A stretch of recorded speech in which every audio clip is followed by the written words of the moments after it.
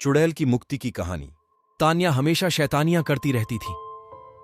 खेल कूद की शौकीन तान्या कभी इधर भागती कभी उधर भागती। बस उसे कोई पढ़ने को ना कहे। अगर किसी ने पढ़ने को कह दिया तो मानो उसकी जान ही मांग ली हो। उसे पढ़ना बिल्कुल भी अच्छा नहीं लगता था। तान्या चाहती थी कि वह हमेशा खेलती कूदती रहे और उसकी मां उसे रोज शाम को पढ़ने के लिए बिठा देती थी। एक दिन तान्या अपना सबसे पसंदीदा खेल खेल रही थी। जैसे ही उसकी मां ने उसे पढ़ने को कहा, वह बहुत ज्यादा गुस्सा हो गई। उसने सोचा कि अगर वह घर की सारी किताबें जला दे तो उसकी प्रॉब्लम हमेशा के लिए खत्म हो जाएगी। अगले दिन जब उसकी मां घर पर नहीं थी, तान्या ने सारी किताबों में आग लगा दी। उस आग में एक लाल किताब भी थी। जैसे ही वह किताब जली, बिजली जोर जोर से गड़गड़ाने लगी, तेज हवाएं चलने लगीं और अचानक से एक लपट बाहर निकली जो धीरे धीरे एक औरत का रूप लेने लगी। तान्या उसे देखकर बहुत ज्यादा डर गई। तभी अचानक वहां पर उसकी मां आ गई और तान्या को एक थप्पड़ लगा दिया और तान्या की मां तुरंत उसे पूजा वाले कमरे में ले गई। मां ने तान्या को बताया कि जब वह लोग इस घर में आए थे तब कुछ लोग कहते थे कि इस घर में एक चुड़ैल का साया है।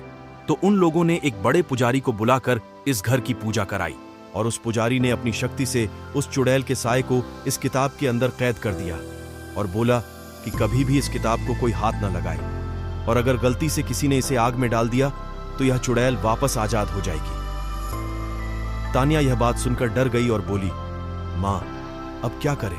तब मां ने बोला, पुजारी जी ने उन्हें एक पवित्र जल दिया था कि अगर यह चुड़ैल कभी गलती से बाहर आ भी जाए तो इस जल को छिड़क कर उस चुड़ैल को फिर से कैद किया जा सकता है। पर अब मुश्किल यह थी कि यह जल छिड़का कैसे जाए, क्योंकि वह चुड़ैल काफी गुस्से में थी, क्योंकि उसे इतने लंबे समय तक के लिए इस किताब में बंद कर दिया था। तभी अचानक वहां रोते बिलखते दो छोटे छोटे बच्चे आ गए और वह चुड़ैल उन बच्चों के पास शांति से खड़ी थी। मां धीरे से कमरे से बाहर आई और उस चुड़ैल से बात करने की कोशिश करने लगी। जैसे उस चुड़ैल ने मां को देखा, वह चुड़ैल मां पर हमला करने के लिए भागी।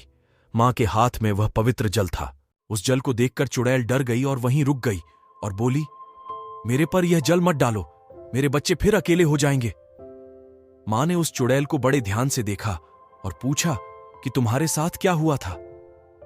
चुड़ैल बोली, मेरे पति ने मुझे वहीं जिंदा जला दिया था और मेरे बच्चे भूखे बिलखते रह गए और ऐसे ही उन्होंने भी दम तोड़ दिया।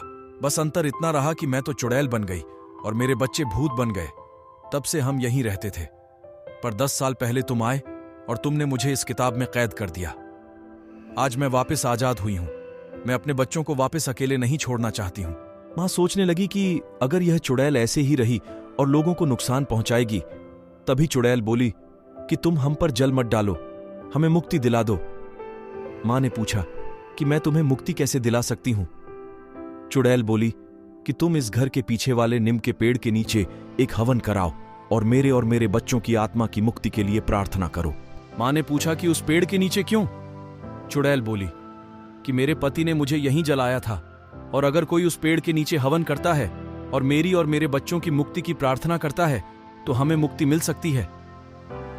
अगले दिन तान्या की मां ने वहां पर एक छोटा सा हवन कराया जिसमें उन लोगों ने उस चुड़ैल और उसके बच्चों की मुक्ति के लिए प्रार्थना करी।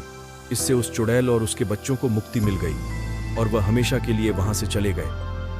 और तान्या को भी यह बात समझ आ गई कि हमें ऐसे सारी किताबें नहीं जलानी चाहिए और हमें पढ़ना भी चाहिए, जिससे हम अच्छे और समझदार इंसान बन सके। कहानी से सीख, कोई इंसान जन्म से बुरा नहीं होता, हालात उसे बुरा बना देते हैं। उसे अपने आप को सुधारने का मौका देना चाहिए।